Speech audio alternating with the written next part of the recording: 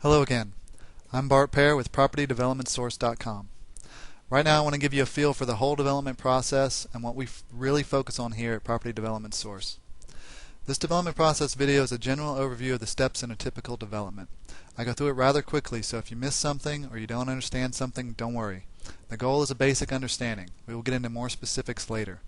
If you do have a question or want to make a comment, simply go to the blog post linked to this video and submit it there. Your feedback is important to us and we love to hear from you guys. Okay, here we are. This is the development process map. It's not all inclusive, but most of the steps are labeled here and they are in the order that is most common. So let's get started. Obviously, the first thing a developer wants to do is market research. You need to know where there is demand for what you plan to develop.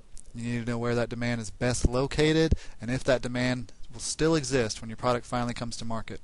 There's no point in building anything that won't have a buyer lined up when your project is completed. Once you figure out what you're going to develop, generally the next step is to start organizing your development team. Get the right people on your team, or at least interview them and know who they are before you start finding properties. You don't want to be rushed looking for engineers and real estate attorneys when you need to put an offer in right away on a piece of property. The next step is finding potential properties. Then, once you see a property you like, you do what we call an initial due diligence.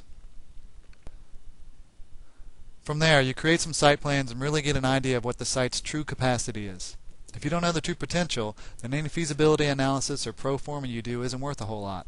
I've seen a lot of developers who get these steps backwards, and they come to us at my engineering firm, and we have to be the bad guys. We have to say, well, I know you've paid for this piece of property, or you've put down a non-refundable deposit, and you're thinking you're going to get 100 units, but we've looked at the property, and you're really only going to get 40. We don't like doing that, and it doesn't make our clients very happy either. Once you create a site plan, then you can do some cost estimates and complete your feasibility analysis. After that, it's time to make your first go, no-go decision. Hopefully, it's a good one and you'll be submitting an offer. As you can see here, I have steps 3 through 7 highlighted. Those are highlighted because that is what developers do all the time. That is what you do most, finding and evaluating properties. It depends on what type of development you're looking to do, but I've seen developers go through 20 or 30 pieces of property before they find something that really excites them enough to submit an offer. And that is just submitting an offer. That's not getting a signed contract or actually doing the project. PropertyDevelopmentSource.com focuses on what developers do most because it's so important to the success of a project. As a civil engineer, which is what I am first, and a land developer second, this is the most important part of the process that I see for avoiding costly mistakes later on. If you do these steps right, you would be surprised how much information you can know about a property well before you hire surveyors, engineers, environmental people, or geotech. You can find out 80-90% of the information you need to know on a property before you hire them or before you even make an offer. And the good developers, the ones who don't get in trouble, who don't have surprises after they have purchased a property, are the ones who do this right. That's our focus here at Property Development Source, to help you, especially if you're just starting out, to avoid mistakes that could cost you tens of thousands of dollars, and to also make sure you profit as much as you can on a job. So let's keep going and review the rest of the map. So you've made a go, no-go decision, and the site is worthwhile, so you begin contract negotiations with the seller and reach an agreement. At that point, you begin the financing process.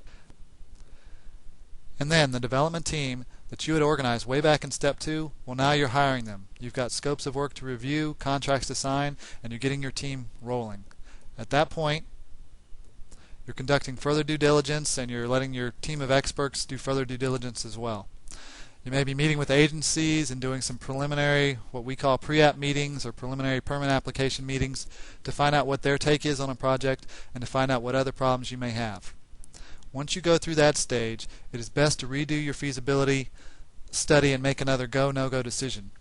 Maybe you've gotten your geotech back or confirmed if there is wetlands on the site, or maybe you've gotten your encumbrance report from your title company and run it by your surveyor. All of the information from your team needs to be compiled, and then you reevaluate the property's development potential, relook at your site plan, and re-refine your cost estimates.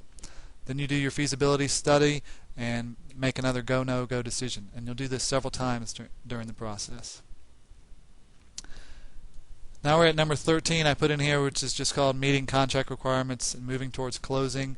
You may have due diligence deadlines, deposits you have to make, certain financing conditions that you have to do to keep yourself moving towards closing, and you just need to keep doing those. So you move on to step 14 and you begin the permitting process. At this point you've got your engineers and architects running full bore. They're submitting nearly completed construction plans for site plan permitting and building permits and all the other permits that are required for the project. Hopefully, if this hasn't happened earlier, your financing is approved and you can close on the property. Your closing may occur earlier or later, preferably later obviously. I've been involved in projects where they didn't close until after the permitting was completed and they were already getting bids from their contractors to do the job. You can't get a better time than that to close because your land carrying costs are minimal. But I've shown this step right before you complete your permit process because that is typical.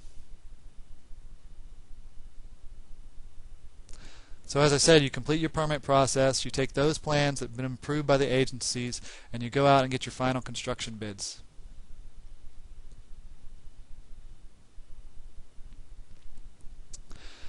At that point, when you're about ready to hire your contractor, you want to go back and recheck your market assumptions, make sure that the demand that you originally projected is still there, and you want to do a final feasibility study just to make sure that all the costs are kosher and you're ready to go. Because once you start the construction process, the money that you spend goes up significantly.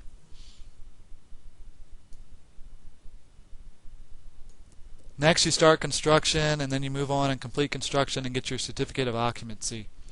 Obviously, I could have included a lot of steps in this portion of it, but I wanted to keep this overview pretty simple and try to make it as brief as possible.